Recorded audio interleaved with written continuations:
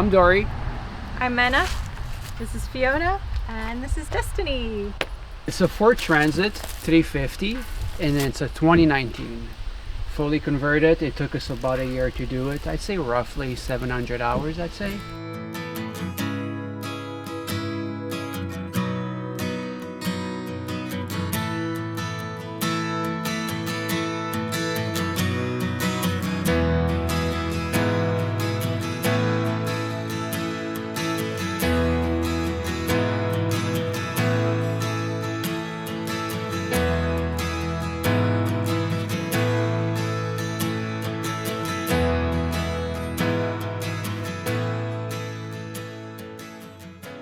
Installed a few things right off the bat. We did the windows, so these are motion windows from California.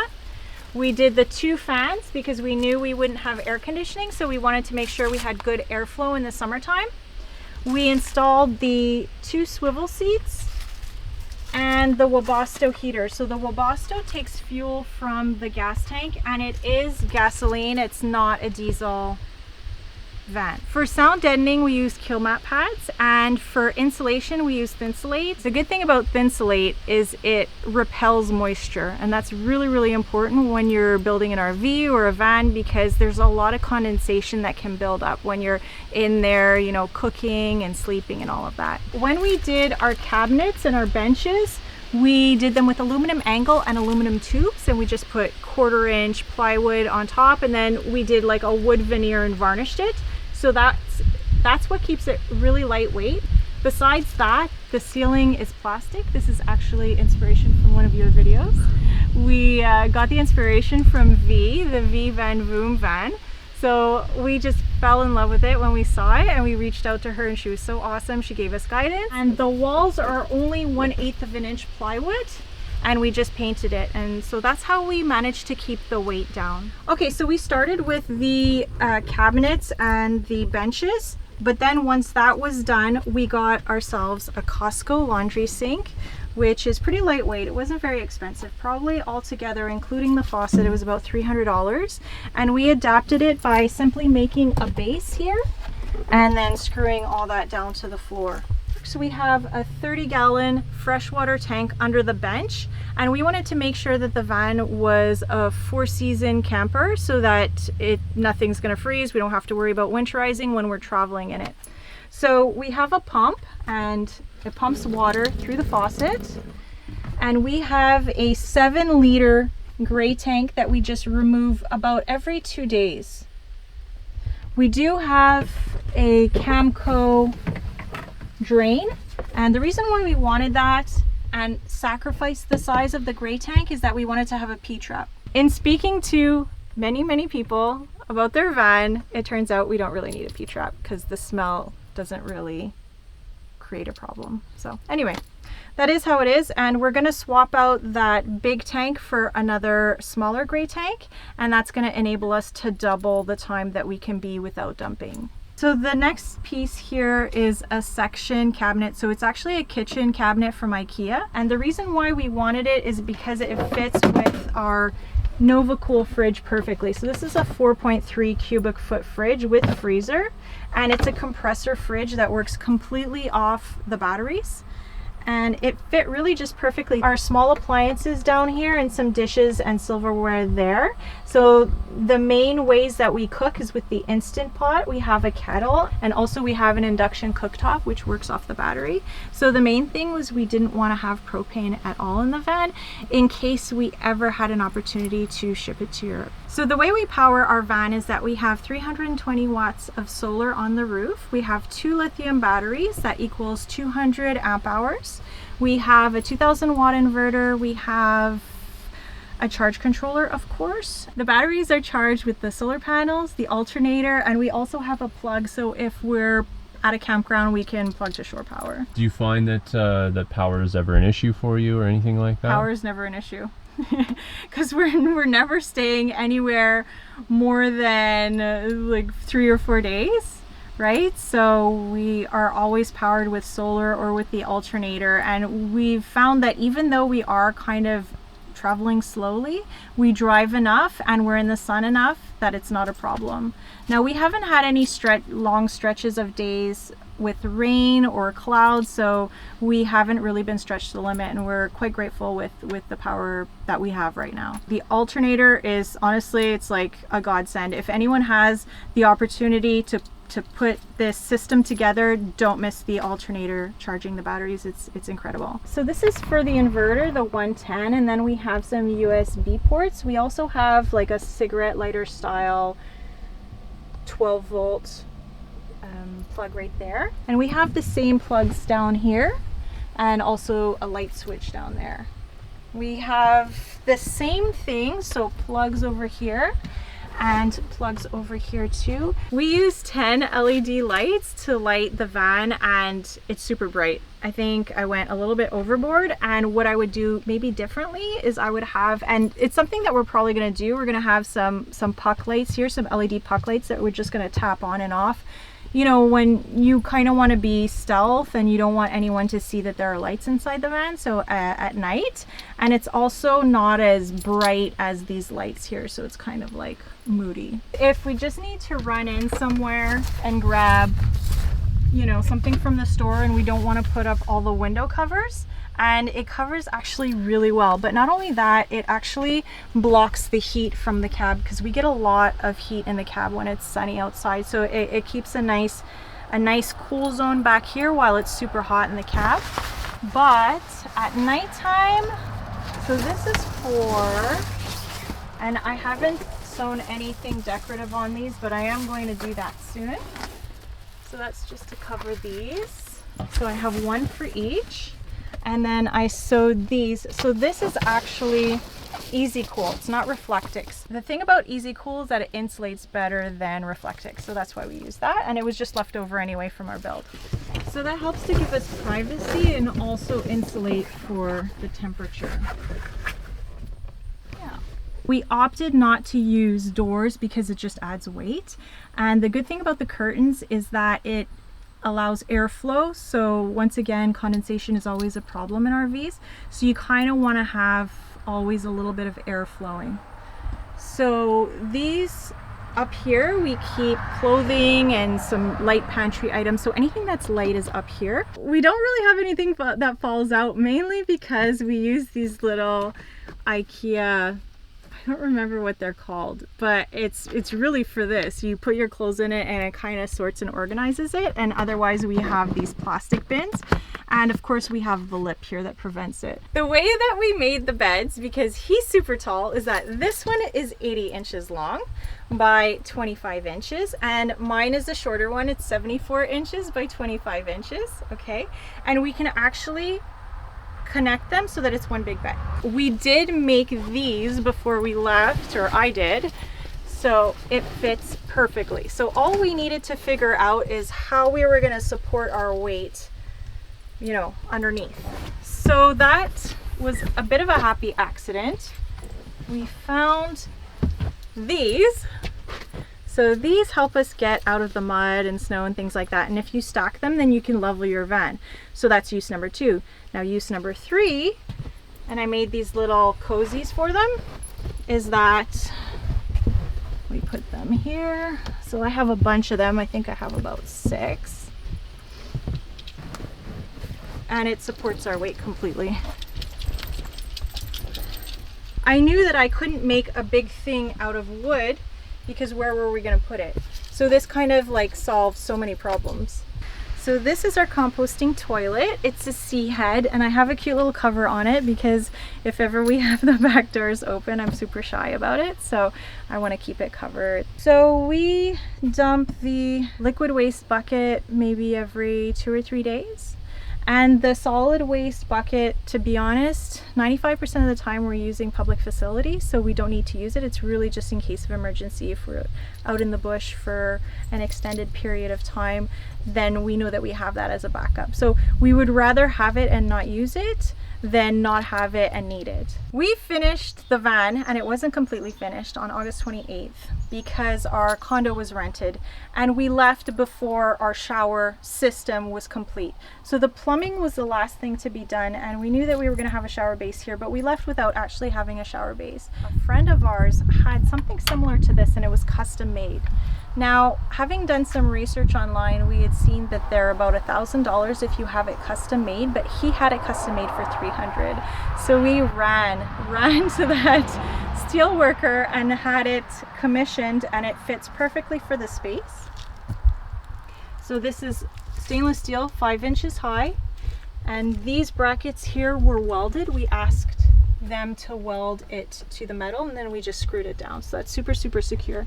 Now, how it drains out is that it's just a tube going down to the ground. Now, when we're setting our water temperature, it's fine to just release water that doesn't have soap in it. That's no problem. And then when we're actually taking our shower, just keeping in mind that we're not taking 30-minute showers. It's just a basic shower just to get clean, you know, when we need to. So we put this bucket underneath the van to collect the gray water. You see that sock there? That's to prevent any buggies from getting up there. So it drains there, and then we open it, and then we can take our shower. So for the moment, we haven't really figured out how we're going to set up our shower curtain, but I have sewn 2 shower curtains together. We just have to figure out how we're going to rig it up, and that's going to be like our next step. Oh, another thing I really love about our space is these Ikea Scadis pegboards, which are super practical in the van. We have not a lot of horizontal space, but it kind of maximizes so we can have a vertical storage. So as you can see, you know, I have my Q-tips, my clothespins, toothpaste, a bunch of little things, toilet paper. When we need to dry our towels, we have this little guy that is especially made for RVs. We have 2 Max Air fans, and the 2 windows are screened windows, so you can open them. And once you have one pulling air in and one pulling air in and the other one sucking air out, then you have a nice airflow, and that's going to help us in areas that are warm, like in Mexico, because we don't have air conditioning. Our hot water heater is under here. So it's an isotemp, and what it does is it takes the coolant from the engine, runs it through the hot water tank, and actually heats the water that way. So even 2 or 3 days later, after we've parked and we haven't started the engine again, it will still be warm. We always have warm water. It's amazing. We do have a shutoff valve, so when we're in Mexico and we don't want it to heat up the van, we can turn it off so that it cuts off the coolant from running through there. I keep stuff down here that we don't use all the time. So this is car cleaning stuff. This is an extension cord. We have the hose down here. So I use the shelving here to protect the electrical. It's a little dusty, you'll have to forgive me. So this is our charge controller, and it tells me what we're drawing in and how the batteries are doing. So they're at 13.3 volts right now. They're pulling in 5.4 amps. This is our fuse box right there. These are our lithium batteries. So right now that one's at 88 and this is at 87. So we always just lift it to check the level, because I never keep anything on top of them. I don't have anything to cover it, and anyway, I don't want to cover them because we want to be able to check the levels. Why do we live in the van? Because of freedom. Honestly, living day by day, not knowing where you're going to sleep tomorrow, I don't know, it keeps us on our toes, I guess, and it's the kind of lifestyle we enjoy the most, right? You're not worrying about 7 days down the road or a month or a week or whatever, you know, you're just basically worrying about a few hours down the road, and I like that. Yeah, the main difference between the RV lifestyle and the van lifestyle is that you don't need reservations for pretty much anything. So it's a lot more spontaneous. It's a lot more, oh, do you want to stop and see this? Okay, instead of, you know, rushing to the campground because you have to be in there by a certain time, otherwise you'll be locked out. So it's a huge difference in that sense. And also we can fit pretty much anywhere. We could park anywhere. So yeah, that's pretty cool. Flexibility. We had been looking at a lot of Class Bs. So that's the RV, that's a camper van kind of thing. And the price was just astronomical. So really out of our price range, 110,000, 150,000. And, you know, even used, it was in that price range. Where if you buy a van and you convert it yourself, you're taking that $60 to $120 per hour labor cost out of the equation. So you're doing a lot of the work yourself, and that adds value to your van. So the hope is that once we sell the van, we'll be able to break even. Yeah, and the other thing is, because we did most of the stuff in here, if something breaks down, we're gonna know how to fix it. So now when you're paying somebody to do the job for you, or you buy it done, something breaks down, like you don't know where to go. You have to be on the phone, call somebody, you're afraid of touching something. At least here, you know, we have a good idea and how to go about things to get things back up and running. So that was a big, huge for us. And the other thing is COVID hit. We couldn't travel anymore, so it was extremely hard to you know, occupy your brain, you know, especially that we work from home, we work online, we're mobile, with nothing to do. We were like, okay, we got to figure something out. And also being content creators, having the van build series, it would be a good way for us to share what we're doing. Because when we built this van, I mean, we had zero experience. Like, probably we did an Ikea bed. We had like zero tools. Everything was borrowed, you know, from friends and family. So it was a big learning curve for us, and also it taught us a lot. I keep saying this to everybody.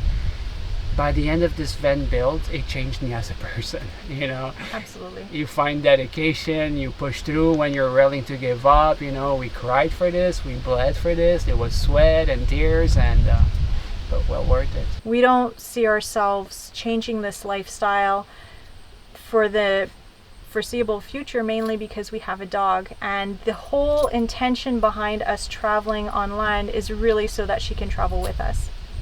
And it's cheaper than flying by plane and hotels, and Yeah. you know. And the good thing is, this is home, so it doesn't matter where you sleep, it's home, you know. If you have everything covered, it's still home. Sometimes I wake up at a Walmart, for example, and I don't know until I open the door and I'm like, oh yeah, I'm at Walmart today, you know? Yeah. So You know, there's nothing like sleeping in your own bed every night, because going to a hotel or to a friend's house, you always sleep poorly because you're not in your bed. But here, we're always in our bed. the benefits of the lifestyle is we're way more active. You know, you have two choices: either you stay in a small space or you go out on a beautiful day. So we tend to go out for walks, for hikes. So we're way more out. I mean, even Mena's smartwatch, you know, we're tracking 10, 15, 20,000 steps a day. So it's kind of nice, and because she's so active, it keeps increasing her goal. Blessing and a curse. That's one. The other one is social. My God, we're way more sociable than living in a condo. You know, here you see a van, you have another neighbor down there in a van. It's good chances we're gonna start talking. You know, so our network, our social life has increased a lot. You know, we've made solid, good friendships because of this. Yeah. We eat healthier. We already did from the beginning, but now it's even more healthier. You know, so. Because you have a small fridge, you tend to buy stuff more quickly instead of storing everything in a big fridge where stuff gets bad and whatsoever. Right now, I mean, it's a small fridge, so you buy smaller stuff, so you go through it faster. So I find that our quality of food has increased up a little bit. Yeah. For the financial benefits, living on the van is actually cheaper for us than living in a condo. There's way less expenses, you know. Right now we have our condos that are rented. We don't have to worry about it. We don't have to worry about mortgage or bills or electric or Wi-Fi's or anything like that. Here we just have to worry about fuel. And you control that, right? So you say, do I want to spend $100 this week in fuel, or do I want to spend $400 this week in fuel? So you control your going. I like to have a very quiet place to work. And in the van, you're always kind of distracted. So that is a challenge for me anyway. And I think The showering is a little bit challenging because when we were in an RV, we were always at campgrounds, and it was just kind of, it came with it. Where depending on how good your shower is in your van, or some people don't have showers in your vans, that's always a daily consideration. So you're like, okay, am I going to take a sponge bath and skip a day? Am I going to find a gym and take a shower there? The shower thing, you kind of get used to it. You do appreciate way more when you get access to a nice hot shower. You're like, oh my God, this feels so good, right? Yeah. So you do appreciate that. But we've been managing. We just subscribed to Planet Fitness, is it? Yeah, Planet Fitness. Great gym. I mean, $25 for 2 people. It's really cheap. You can't go wrong, and they're open 24/7. And again, not having a shower also gives you, some positive points. Like, we had to jump on rivers more often now, and that's something we never did before. It's too cold, and now you're like, after 3 days, I need to swim. It's the only thing. And it's cold, but it feels so good, and the memories you build around it, it's, you don't forget these things. Well, if you take a shower, next 5 minutes, you already forgot about it. Yeah. So yeah, jumping into rivers at 40 feels good. Keeps us young. There were so many challenges during the build process. So I don't consider myself very handy, nor do I necessarily like being handy. And I've kind of always known that, and I discovered that also during the build. But don't get me wrong, when you've completed a project and it ends up better than you expect, you're so proud and you have this confidence and you're so happy and everything like that. But when things are challenging and you're trying to solve a problem and you can't find a solution for it, it is very discouraging. So we worked very hard. So not only were we working, during the week, but on the weekends we were working on the build. So towards the end, we were so close to burnout. We were really just hoping and praying that it would get done on time, because we had to be out of our condo so our guests could check in. So we actually got towards the end of our build. Our brother-in-law helped us with the plumbing and some other little things here and there, and that actually injected some energy into the build and got us to the finish line. But I think the fatigue is a big thing, or was a big thing for me. Yeah, it was a lot of guilt sometimes, like you feel like you should be at the shop working and you're not because it's a little cold or whatever. You want to advance. Sometimes not knowing how to go about a certain product, or even seeing the finish line. Yeah. There's so much work ahead, and you don't see the finished product, and you don't know how it's going to end up. You have an idea, but you don't. And that was stressful. And the other thing was also, because you're working in a van with 2 people. I mean, so we had to learn how to work together as well. There's always one that wants to quit earlier. There's one that wants to push a little bit further, and you gotta find that the middle. So everybody's happy and you don't burn out. But it was it changed. It changed me as like, hey, I'm able to do this. What else I could do? I never in a million years thought we could build the van, and I'm super happy with what came out with it. And people say, do you regret anything about it? And I look at my van and I'm like, man, I should have done this sooner. That's my only regret. But I love every little inch of her. And I think it's so important to support and encourage and be there for the people that you care about, regardless of whether you think what they're doing is foolish or not, because everybody has to live their own life and follow their passion. And just because you don't understand why they're doing it doesn't mean it's not for their highest good. The other thing is, because we don't see our family that often, but when we see them, it counts. We're taking advantage of every second of it. We're happy. We have so much to talk about, which is nice. And the other thing is, I'm a firm believer, for you to make other people happy, you have to be happy. So if you're making decisions based on others' reaction, then you're not doing anybody a service, because you're always going to be unhappy, and it attracts to other people. If you greet somebody with a smile, they're going to smile back. But if you greet with somebody and you're mopey, you're going to say, what's your problem? So I'm a firm believer in that. If you find your happiness, then everything around you you absorb that and you give that away. So I think that's super important, And I look at my parents.